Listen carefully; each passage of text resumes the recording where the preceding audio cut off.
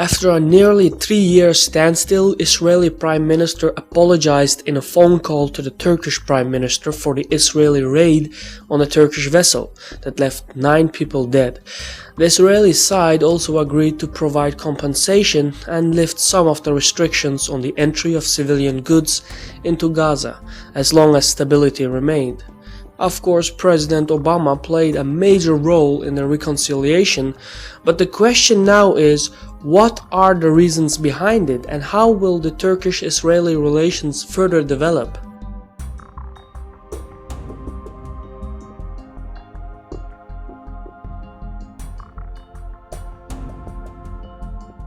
Now, it's been clear for some time now that Israel was willing to make an apology to Turkey, but it was not clear whether Turkey would accept it or not.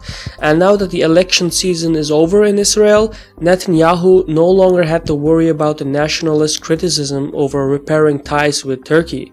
So from the Israeli point of view, the timing was good and they acted upon it.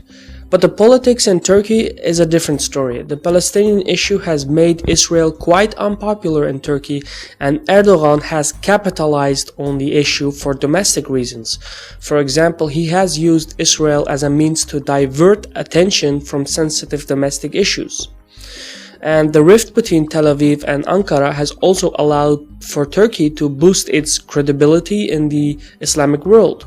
So the flotilla incident had some political benefits for Turkey, but this incident happened 3 years ago, before the turmoil in the Middle East and before the Syrian crisis.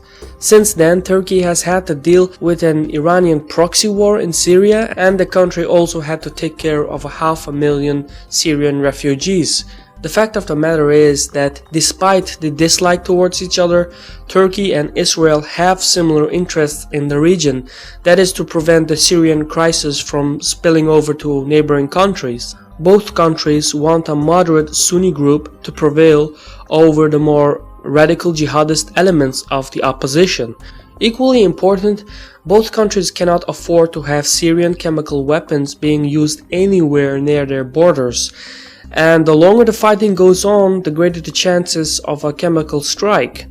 So Turkey needs Israel's intelligence on Syrian chemical weapons so it can monitor Syria's weapon stores and troop movements on both sides. And given these developments, it made sense for Turkey and Israel to reconcile their differences. This doesn't mean that the relations between the two will be back on track. Turkey will likely keep a distance between itself and Israel for symbolic reasons, as it wants to boost its credibility in the Islamic world. But behind the curtains, these two countries will remain strategic partners. This was a Caspian report by Mishivan. Thank you for watching. Sağ ol.